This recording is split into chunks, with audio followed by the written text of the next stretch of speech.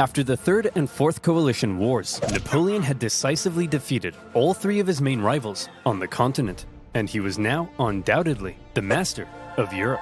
After the Battle of Friedland, his enemies sued for peace, and they all met on a raft on a river for negotiations. They had been fighting for the past 4 years, but now Napoleon and Alexander surprisingly got along like a house on fire. They laughed together, they chatted long into the night.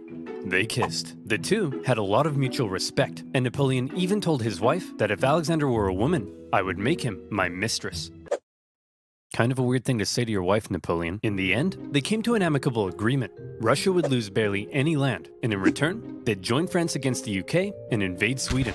Win-win. On the other hand, Frederick William III was sidelined, and Prussia lost an enormous amount of territory to French client states. Only the UK remained as the last major threat to Napoleon, and they continued to be a big thorn in his side, constantly funding his enemies and using their powerful navy to wreak havoc on French trade and overseas colonies. But what could Napoleon do? The British were safe across the channel. Well, he said, if I can't fight you with guns, I'll fight you with money. Earlier in 1806, Napoleon had announced the Continental System, a total shutoff of the UK from continental trade. No one in Europe was to trade with Britain, and Napoleon hoped that by hitting their economy, he could force them to negotiate. The British economy did take a hit, and they responded in their typical fashion, by going to Copenhagen and blowing a bunch of stuff up.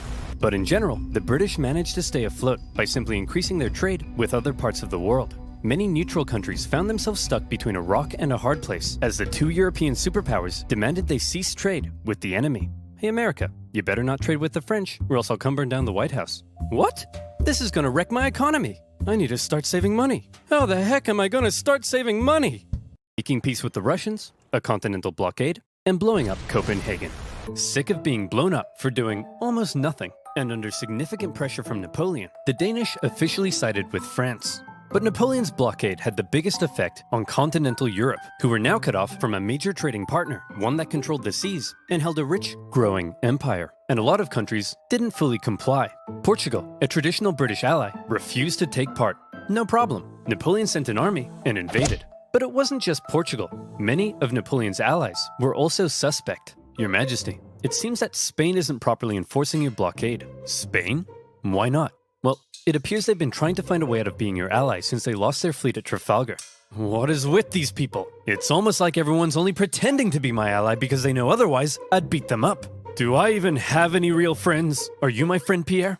Say yes or I'll slap you. Napoleon had come to mistrust his ally to the south, and in particular, Napoleon thought the Spanish royal family were an incompetent mess. All right, Carlos, you've got to get it together. How can I trust you when all you do is go hunting? Meanwhile, you let this ambitious nobody who dislikes me run the country, and you seem to be the only person in the universe who doesn't realize he's boinking your wife. And what's worse, who the heck are you? I'm the king's son. I just overthrew my dad. So, actually, now I'm the king. You people are the biggest cluster of shameless, narcissistic idiots and all around just the worst people I've ever met. Here, have a Kid's Choice Award. French forces, many having conveniently already entered Spain to invade Portugal, occupied Spanish forts, and Napoleon invited the Spanish royals to France to help mediate their differences. All right, we're here with the royal family of Spain. So, Fernando, you've been accused of plotting against your father and vying for the Spanish throne. What do you have to say for yourself? Well, Napoleon, I just think great. Well, I've got the test results right here. Fernando, in the case of the Spanish throne, you are not the king. And Carlos, you are also not the king. I'm the king! Actually, Napoleon made his brother the king, but for all intents and purposes, Spain was now his puppet. He expected the Spanish people to be over the moon at the removal of their unpopular royal family. Imagine his surprise when it turned out that people don't really like to be subjugated by a foreign power, least of all one who had previously attacked the Catholic Church. And so the people of Spain revolted. Brutal fighting broke out as bands of armed Spaniards ambushed French troops across the kingdom, and vicious atrocities were committed on both sides. In addition to fighting the regular Spanish and Portuguese forces, the French had to contend with tens of thousands of guerrilla fighters throughout the Spanish countryside.